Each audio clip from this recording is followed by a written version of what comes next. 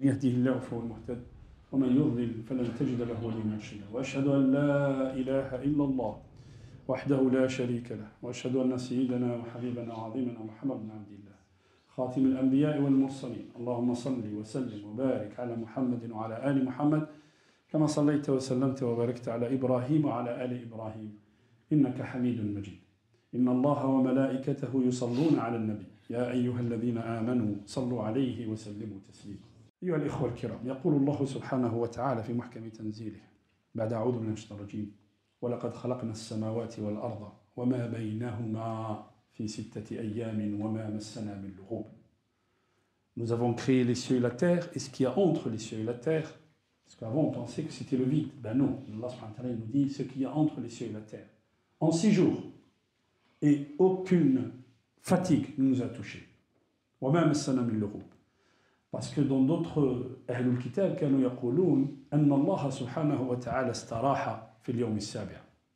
Allah subhanahu wa ta'ala le 7e jour, il a créé les cieux et la terre en 6 jours et le 7e jour il s'est reposé. Alors أول شيء أيها الإخوة ولقد خلقنا السماوات والأرض في 6 أيام. اليوم عند الله ليس اليوم عندنا.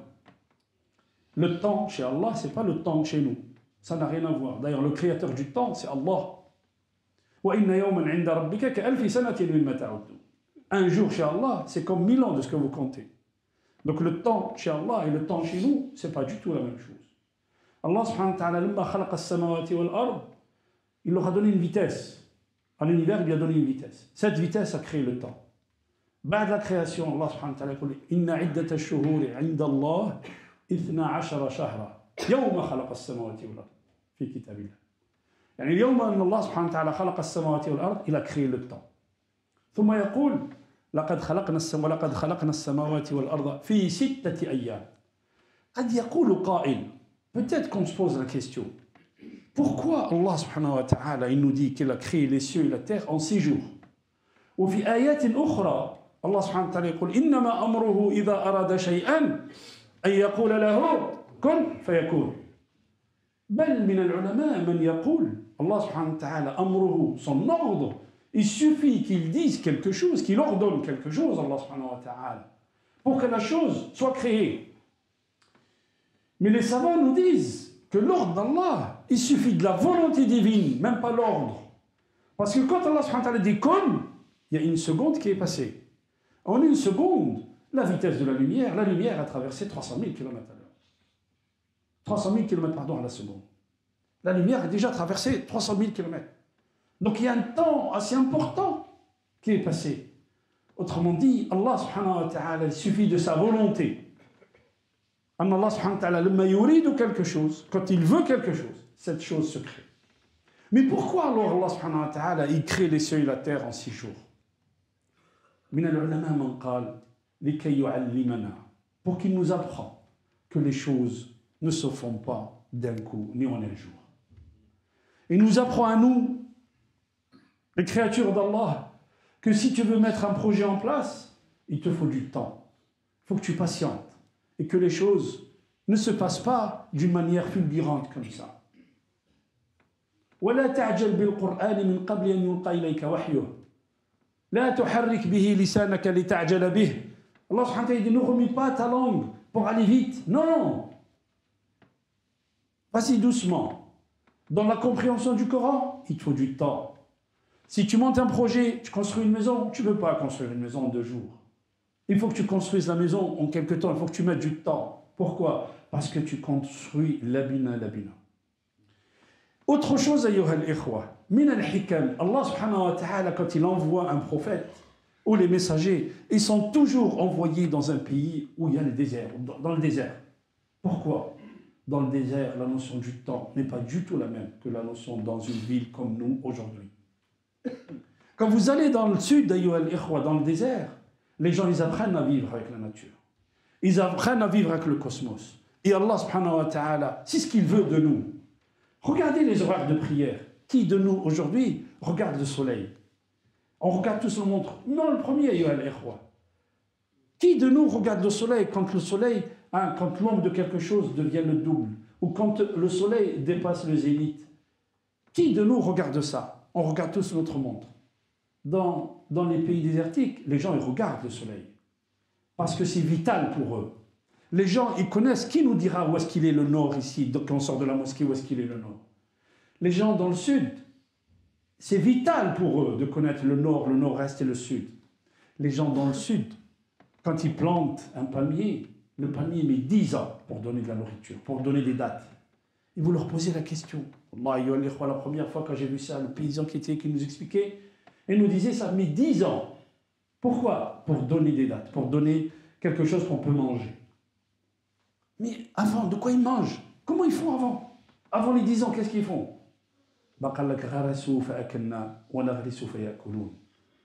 Ils ont planté, les gens avant nous. Haroun Rachid, il rencontre quelqu'un qui plante un palmier. Il met un pouce. Il lui dit, mais qu'est-ce que tu fais? Toi, tu es vieux, tu as dépassé les 80 ans. Est-ce que tu penses manger de ce que tu es en train de planter? Ils ont planté avant nous. Nos parents, nos aïeux, ils ont planté avant nous. Nous, aujourd'hui, nous, on fait quelque chose. Pour les générations futures. Et Allah subhanahu wa ta'ala, c'est ce qu'il veut de nous. Nos parents et nos grands-parents qui sont venus ici, ils ont construit les mosquées. C'est à nous de reprendre les choses, de reprendre le flambeau. Et maintenant, je suis fier, je suis fier d'être un Français musulman. Je le dis tout haut. Nous sommes tous fiers d'être des Français musulmans. Nous sommes musulmans chez nous. Donc il faut absolument qu'on reprenne le flambeau que nous ont laissé nos parents et nos arrière-parents. Pourquoi je vous dis ça, Yohann Ikhwa? Il y a eu un événement cette semaine. Un frère à nous qui a perdu un oncle à lui. Et subhanallah, quand il y a une janaza, tu vois l'ajab. Wallah, Yohann Ikhwa, tu vois l'ajab. Même minkum, qui d'entre vous? Le frère, il m'a envoyé la photo, vous allez dans n'importe quel hôpital aujourd'hui, à l'hôpital européen, à la Timone, vous allez où vous voulez, à la Conception. Vous avez la liste des aumôniers de l'hôpital. Et l'aumônerie, c'est quelque chose qui a découlé de quoi? Qui a découlé de la loi sur la laïcité. Chaque culte a son aumônier. Et les aumôniers sont dans les prisons, sont dans les hôpitaux. Les aumôniers, qu'est-ce qu'ils apportent?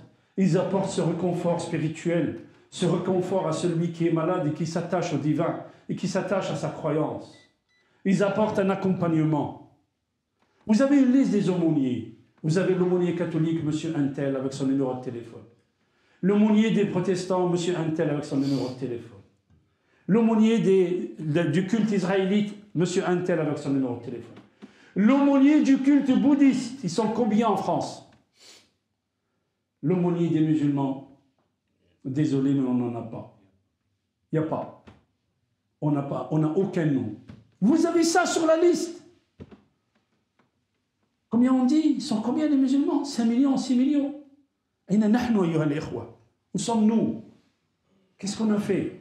Et là, je m'adresse, bismikum jami'an, à votre nom, à tous les responsables musulmans qui jouent avec ça, qui jouent avec leurs responsabilités. Et je leur dis, vous n'avez pas été élus, messieurs, pour prendre des photos avec le président Macron.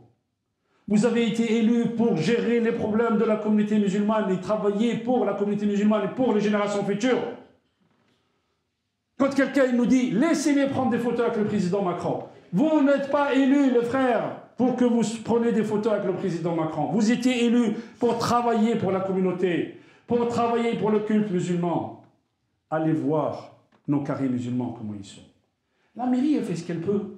Sinon, on ne fait rien. Les cimetières sont gérés par la mairie. Allez voir le carré musulman à Saint-Pierre. Les tombes ne sont même pas vers Al-Qibla. Allez voir les tombes. Comment on construit une tombe à 40 000 €? On met du marbre sur une tombe. Quand on enterre une femme, dans un pays musulman, quand on enterre une femme, vous savez comment on enterre une femme? On met un drap.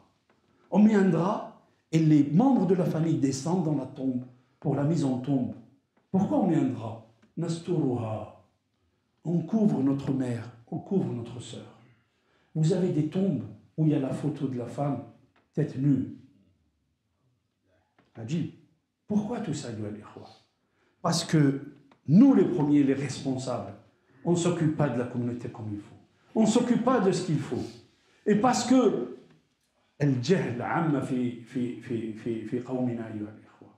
nous sommes envoyés par l'ignorance. On ne sait pas comment laver un mort. On ne sait pas comment accompagner un mort. Wallah, une sœur qui appelle, elle dit mon oncle est en train de mourir et on ne sait pas quoi faire. À qui on doit s'adresser? On ne sait pas quoi faire. Le Rasul sallallahu alayhi wa sallam dit Iqra'u Yasin ala mawtakum. Iqra'u Yasin ala mawtakum. Ça veut dire quoi? ماذا قال العلماء في هذا? Le prophète il nous dit lisez Yasin. Si tu veux accompagner un mort, le minimum, ayyuha al-ikhwa, c'est qu'on apprenne surat Yasin. Quand le gars il est en train de partir, lisez surat Yasin alayhi. ولا تقولوا قل dis أشهد أن لا. Non, tu es avec lui, tu l'accompagnes, tu dis أشهد أن لا إله إلا الله وأن محمد رسول الله. Et là tu le dis, tu répètes, et laisse-le répéter derrière toi.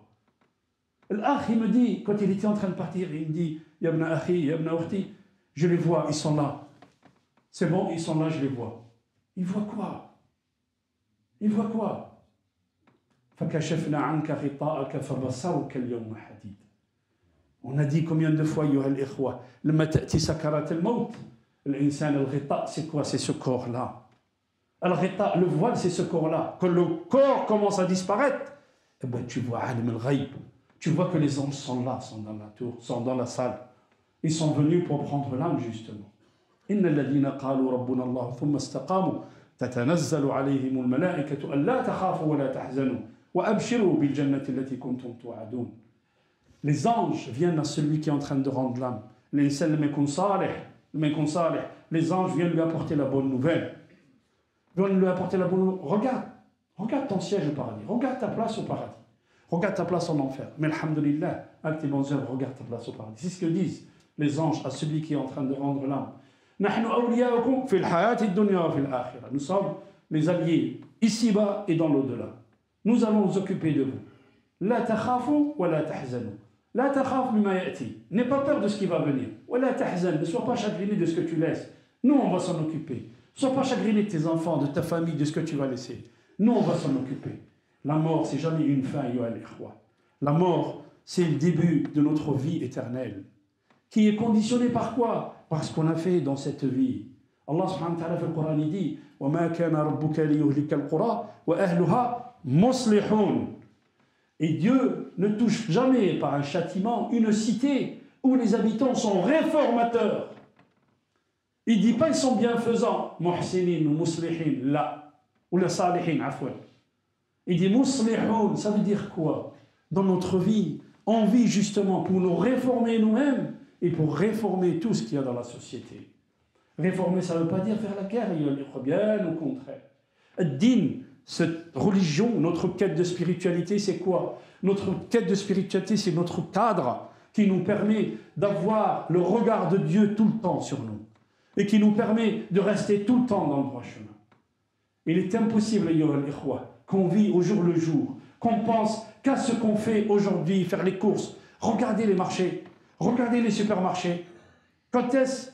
Regardez les supermarchés à l'heure de l'iftar, faire Ramadan. Vite. Allez au marché. Qui fait les marchés tout le temps? Allez voir. Et quand il s'agit d'être aumônier, quand il s'agit d'accompagner des gens malades, il n'y a personne.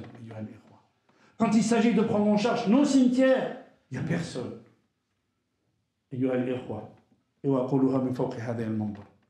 Salatul janaza, quand on fait le fiqh et qu'on pose la question aux élèves, atteindre fard al-kifaya, c'est-à-dire une obligation qui n'est pas due à tout le monde. C'est-à-dire que s'il y a un groupe de gens qui le font, les autres ils ne sont pas considérés par ce travail-là. La plupart des frères, ils vous disent, ou la plupart des étudiants, ils vous disent, Salat al-Janaza, s'il y a un groupe de gens qui le fait, il n'y a pas de problème. Les autres, ils peuvent ne pas le faire. C'est vrai. Mais il n'y a pas que Salat al-Janaza. L'imam Ibn Hazm, il dit, dans un quartier, s'il n'y a pas de savants, tout le monde est dans le péché. Il faut qu'ils cotisent, ils envoient quelqu'un à apprendre et qu'ils reviennent pour leur expliquer leur religion. Dans un quartier, il ne dit pas ville, quartier. L'imam Ibn Hazm, il dit, il n'y a pas de médecin, il faut qu'on cotise pour envoyer un de nos enfants aller apprendre la médecine et qu'il revienne et qu'il devienne médecin. Hadi fard al-kifaya. Si personne ne s'occupe de nos cimetières, si personne ne s'occupe des gens en fin de vie chez nous, nous sommes tous responsables. Tous responsables. Et nous devons tous expliquer aux gens autour de nous que la tombe, on est fait de poussière et on revient à la terre, on revient à la poussière. Que la tombe, quand tu l'élèves comme ça, c'est pas bon, ni pour le méït, ni pour toi. Quand est-ce qu'on prendra conscience, ayyuha al-ikhwa? Mata, on prendra conscience. Et ça, c'est notre rôle à tous, ayyuha al-ikhwa. أقول قولي هذا واستغفر الله لي ولكم واستغفروه يغفر لكم إنه هو الغفور الرحيم. بسم الله والحمد لله والصلاة والسلام على رسول الله. أيها الإخوة الكرام, مرت جنازة à côté du prophète sallallahu alayhi wa sallam. Il y a une janaza qui est passée à côté du prophète. فقال صحابة رسول الله صلى الله عليه وسلم قال فأثنوا عليها خيرا فأثنوا عليها خيرا فقال الرسول صلى الله عليه وسلم وجبت. ومرت جنازة أخرى فقال الناس لم يقولون خيرا في تلك الجنازة ذلك الميت فقال الرسول صلى الله عليه وسلم وجبت. فقال الصحابة ما الذي وجب يا رسول الله. Il y a une janaza qui passe et les gens ils disent que du bien sur le mort. Le prophète il dit c'est devenu obligatoire. Et il y a une autre janaza qui passe et les gens ils disent pas quelque chose de bien sur le mort. Et le prophète il dit c'est devenu obligatoire. ما الذي وجب يا رسول الله. Qu'est-ce qui est devenu obligatoire. قال le premier vous avez dit du bien. Et bien c'est obligatoire pour qu'Allah subhanahu wa ta'ala il le rentre au paradis. Et l'autre vous avez dit du mal. Et bien il sera en enfer. Antum shuhada'ullahi fil ard. Vous êtes les témoins de Dieu sur terre. Pourquoi quand les gens, certains, quand ils vous voient, pourquoi? Parce que vous leur rappelez à quel point il s'est distancié d'Allah subhanahu wa ta'ala. C'est son âme qui réagit. Son âme, elle réagit parce qu'elle vous voit. Et elle voit le rapport que vous avez avec Allah. Et son âme, elle dit combien tu t'es distancié d'Allah subhanahu wa ta'ala. Où est-ce que tu es en train de m'amener? Et alors là, il aimerait justement, c'est un cri du cœur de sa part. Ne pensez pas que cette haine des fois qui sort, c'est son âme, c'est son âme qui lui parle. أنتم شهداء الله في الأرض يجب أن نتعامل مع الناس كما يتعامل الطبيب مع المريض. Il faut qu'on soit avec les gens, avec nos frères, avec les non-musulmans, avec tout le monde, comme le médecin il fait avec son malade. Le médecin il n'engueule pas son malade, il essaye de le soigner. Quelqu'un qui a divergé, quelqu'un qui a fait du mal, quelqu'un qui a fait un péché, et nous sommes tous des pécheurs, أيها الإخوة. نقول له مرحبا لك فأرض الله واسعة وباب الله مفتوح ارجع إلى الله قبل أن يفوت الأوان. اللهم اجعلنا من التوابين واجعلنا من المتطهرين. اللهم اهدنا فيمن هديت وعافنا فيمن عافيت وتولنا فيمن توليت وبارك لنا فيما أعطيت وقنا شر ما قضيت إنك تقضي ولا يقضى عليك إنه لا يذل من وليت ولا يعز من عديت. تباركت ربنا وتعاليت يا ذا الجلال والإكرام. اللهم اقسم لنا من خشيتك ما تحول به بيننا وبين معصيتك ومن الطاعات ما تبلغنا به جنتك ومن اليقين ما تهون به علينا مصائب الدنيا ومتعنا اللهم بأسماعنا وأبصارنا وأبداننا أبدا ما أحييتنا واجعله الوارث منا واجعل ثأرنا على من ظلمنا وانصرنا على من عادانا ولا تجعل الدنيا أكبر همنا ولا مبلغ علمنا. اللهم اشرح صدرنا للإسلام واشرح صدر من حولنا للإسلام يا رب العالمين. اللهم احفظ أبناءنا في هذه البلاد. اللهم انصر الإسلام والمسلمين في كل بقاع الأرض يا رب العالمين. اللهم ارفع الضر عن إخواننا في الشام وفي العراق وفي اليمن وفي ليبيا وفي كل أقطار الأرض يا رب العالمين.